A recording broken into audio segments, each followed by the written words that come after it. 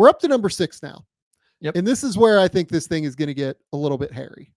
Because this is a player I had a little bit lower, not like crazy lower, but decent amount lower. Brandon Miller. So I like Brandon Miller a lot. I had him in my top 10. I think Brandon is a stud. You were the Brandon Miller whisperer on this one. So I'm going to give you the floor. So Brandon Miller at number 6.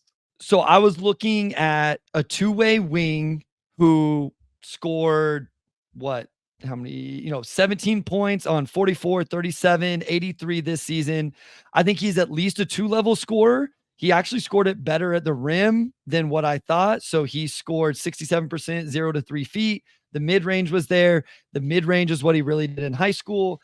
And then I think Brandon Miller has potential to be good on the defensive end as well. So I looked at a two-way wing, and I think he ends up being the best player on his team. Now, I don't know how good this team ends up being over the next 5 years and what happens with LaMelo Ball and Miles Bridges and Tijan Salon and all of that. It was just a two-way wing, and he's going to be the best player on his team.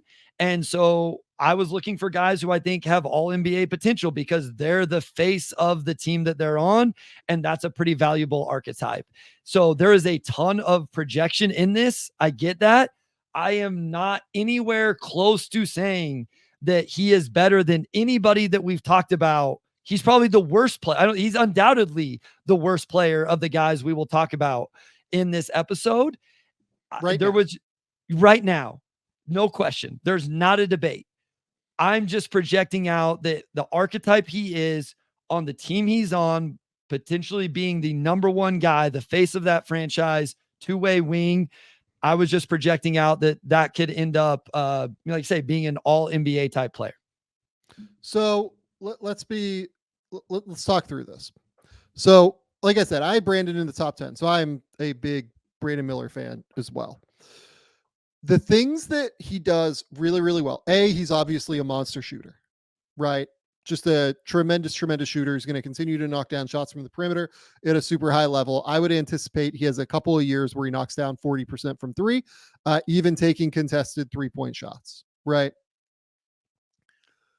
The thing that I think he's really underrated with is his flexibility in ball screens and like being able to get to spots as an on-ball player. Brandon Miller is going to average 25 points per game, like multiple seasons in the NBA. The other thing is that like people look at the age, right? People will say he's already 21. I think he turns 22 like before the end of this year. And they'll say, oh, like he's a little bit more developed than what your typical rookie is. I don't know that I agree with that. And the reason that I'm not sure I agree with that is because I think that his frame was kind of a late developer in general. And he's already added like a decent amount of weight to it. It feels like to me. Every time I watch him, I feel like he's adding that like little bit of functional strength. And to me, what Brandon Miller desperately needs to improve is the finishing around the basket. Sure. Yeah. And I wonder if that finishing is going to come as he continues to get bigger and stronger. And if the finishing does come, he's like a genuine 3-level scorer. And like, we might be talking about a 30-point per game guy. Yeah. At that point. Yep.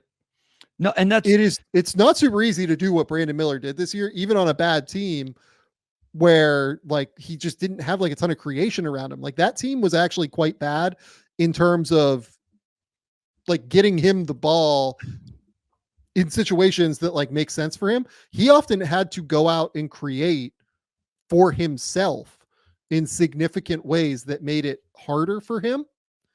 And you look at his second half of the season.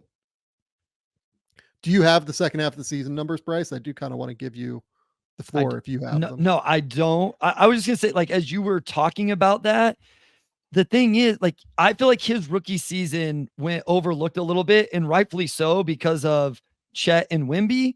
And because, and his team wasn't very good. So his last 33 games, he averaged 19 on 44, 36, 83.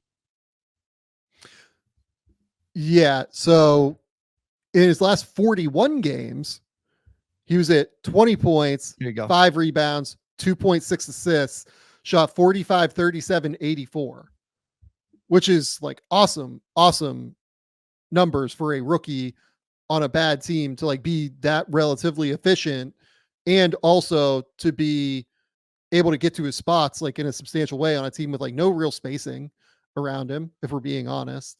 No like once LaMelo was out, which basically encompasses those games, like they didn't really have like a guy out there that was a creator in a way that I thought was substantially NBA quality. Like really Miles Bridges was really like the only guy out there where it was like, okay, we've got a guy out here who can like go get a bucket in like at an NBA level.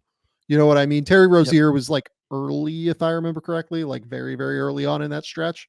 Maybe like the first 10 games or so before he got moved. But Brandon Miller, what he was able to do in the second half of the season was like genuinely special. And I think people really need to understand how ridiculous his second half of the season was.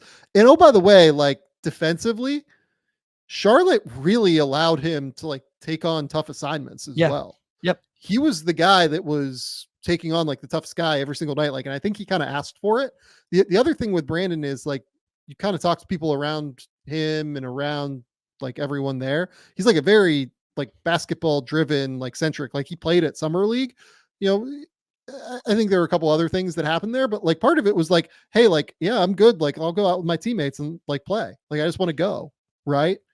So when I look at what he can be in the future, I think he's going to be at least a league average defender, if not better, who averages like 25 points, 7 or 8 rebounds, maybe like 4 assists per game. And that's like a many time all-star. That's like a many time all-star.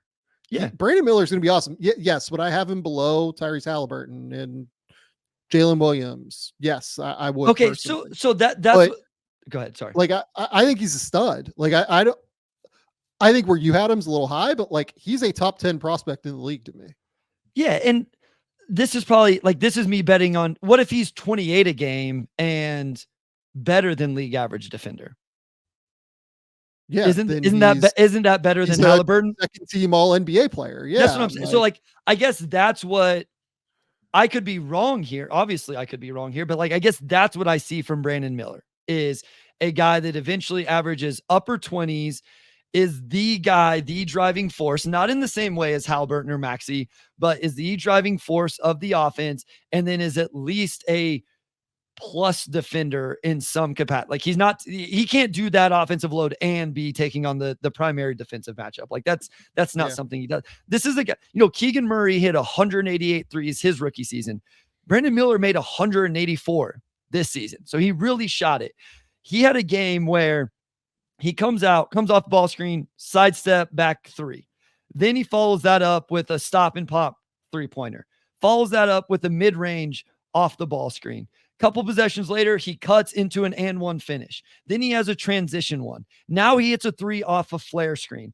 It was like 7 minutes into the game. He had 17 points, and every one of them was a different play type, and they were on and off the ball. Now, I realize that's a one-game example. I just think seeing a guy that can do that as a rookie and score in that variety of ways lends itself to him potentially having that level of scoring acumen in the NBA, along with he at least cares on the defensive end. We talked about this and you mentioned it. You go and, I looked at my game notes from a Bulls game. He's taking the DeRozan matchup and, he learned throughout the game with the shot fakes and all the stuff that DeRozan does to you as a young player. I just think that's so valuable. Like that archetype is so valuable of a two-way wing. And especially when I think he's going to be the best player on his team.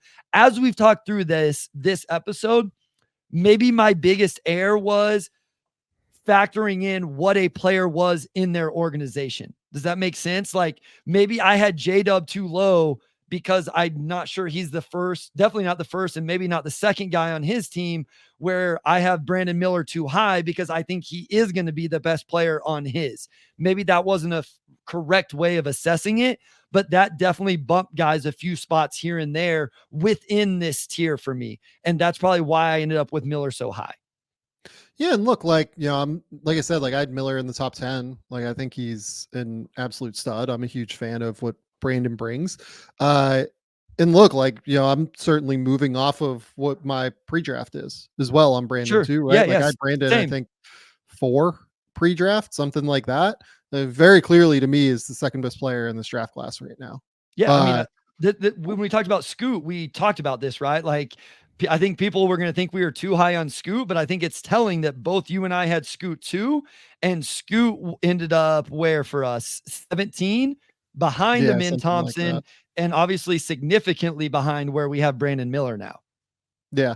No, I am a huge fan of Brandon Miller. I think this is probably a bit aggressive for Brandon at this point, but I don't like if you believe in Brandon to the point where he's going to be like a 25 to 28 point per game scorer, then like I don't think that's an insane take. It is a lot of progression though, or Sure. like projection, and it's going to take like a real jump for him to be able to do that. Yep. And maybe he's able to do it, right? Like you watch these clips, like the way he kind of gets into the mid range, the way that his again, like seriously, the flexibility that he has in those ball screens as a driver, the footwork he has in the mid range area. I am hoping that then allows him to continue to grow in terms of as he gets stronger, be able to take contact, be able to. Right now, he doesn't really play through contact as well as I Agreed. need him to. Yes. That's the big issue. So if you're thinking that the growth is going to come from him playing through contact as his frame continues to improve, then yes, I think that this is a reasonable place to rank Brandon Miller. But I have enough concerns about him continuing to be able to do that at the level necessary, let's Sure. say, to hit this, projection to where I would have him just like, 4 spots lower, No, and basically. I think that's the difference, right? Like, do you, Yeah. because I don't think he scores 27 points a game if he doesn't get to the rim more, which in turn gets him to the free throw line more. You're not going to get 27 points a night just shooting threes, most likely just shooting threes in the mid range. I believe in those two levels. Like, because I watched the high school film where he was awesome in the Yeah. mid range, and then he didn't do it at Alabama because that's not what they did at Alabama. So I believe in the 3-pointer and the mid range. Maybe I believe in him trusting too much in just some physical growth, some understanding of angles, taking contact, touch, all of that, and getting to the rim enough to get him to that level of a score. I Yep. just thought when we did this, I thought of Brandon Miller as the face of a franchise, two-way wing that averaged more than 25 a game and gives a shit defensively. And that's Yeah. really, really valuable to me. Yeah. And look, like this is one where we're going to get complaints, but we're always going to get complaints for rookies on where we place them on the list because Sure. they are ostensibly worse than second, third, and fourth year players right now Absolutely. because Yeah. they are going through the NBA for the first time. So I don't mind being aggressive on Brandon Miller. I think Brandon Miller is fantastic. And, this is a reasonable way to think about it. I would have him a little bit lower, but like, Sure. I don't think it's unreasonable for you to have him that much higher, No, really. Like Brandon Miller has a chance to be like a Paul George level dude. yeah, and again, I want to emphasize for the third time now, this is all the same tier. So it's not like I don't think Brandon Miller is some levels ahead of every other guy we've talked about, and maybe even a couple guys from last episode.